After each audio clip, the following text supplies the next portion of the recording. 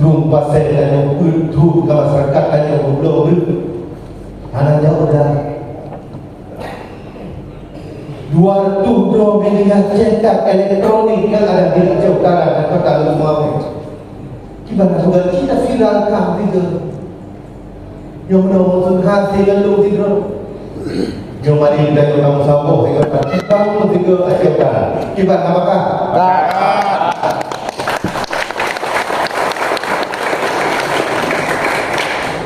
Naya kalau ikhlas.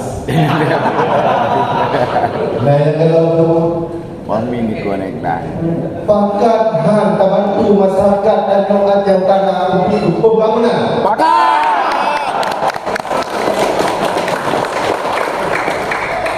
Menyempatkan backup pemerintah.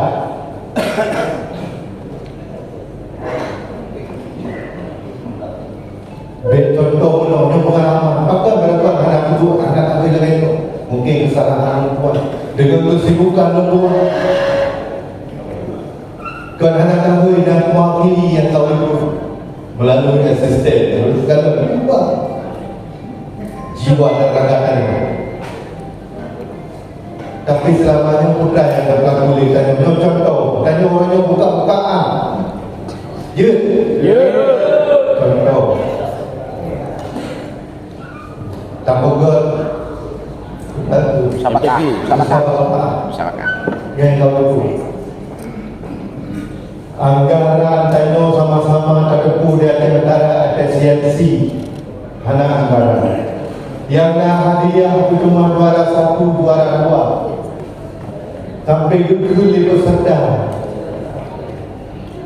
kamu adanya anak tunjuk hadiah kepada ayah tadi hadiah pertobatan Ikut itu sedang dia hendak pegang kau, kamu tahu tunjuk sampai kamu repair perintah itu repair hadiah kau hadiah kepada tu. Tapi kenyataan bukan dalam media dia buka-buka ayah awak lalu dia buruk-buruk buka musabakah tapi yang di media sudah ada video ada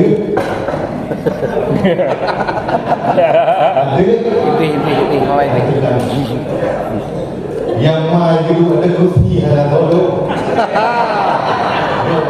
yang buka-bukaan dia bertanya kerana dekat untuk bangun Aceh Utara sebelum beki lagi bek apa yang bro bupati bro kan yang mandi bukan kerja viral